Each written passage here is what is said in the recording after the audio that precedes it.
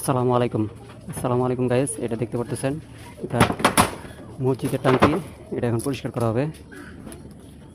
অনেকদিন যাবত পরিষ্কার করা হয় না, অনেক ময়লা জমে আছে। আপনাদের দেখানোর চেষ্টা করতেছি।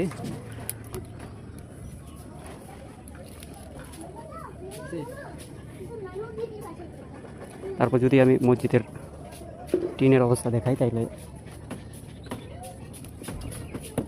আপনারা বুঝতেই পারবেন যে টিনের উপরে যে পাতা পড়ে আছে, এগুলা দেখতেই পারতেছেন। টাঙ্কির ভিতরের যে অবস্থাটা, এটা যদি আমরা আপনাদের দেখানোর চেষ্টা করি, এটা একটু খুলে, এটা পানির অবস্থাটা একটু দেখাইতে চাই।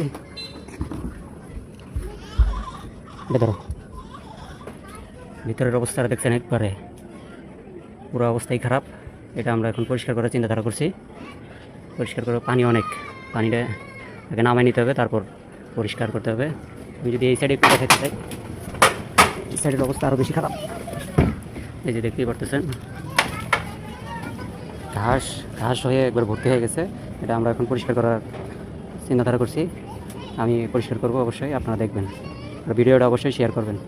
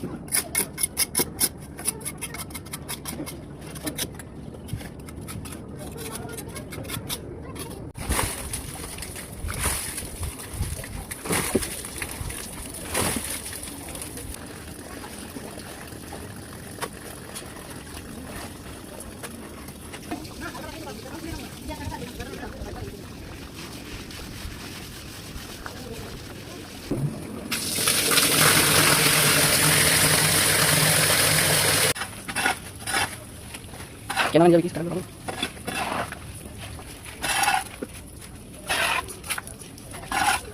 আপনাদের যদি আমি একটু দেখাই যে আমাদের পরিষ্কারের কাজ মোটামুটি শেষ করে ফেলছি। আগের অবস্থার বর্তমানের ভিতরে কী পরিমাণে ময়লা ছিল, এখন ইনশাল্লাহ মোটামুটি পরিষ্কার করা হয়েছে অনেকটা। এটা একটা মসজিদের টাঙ্কি ছিল, এই নিজ ইচ্ছা এটা পরিষ্কার করা হয়েছে। আপনাদের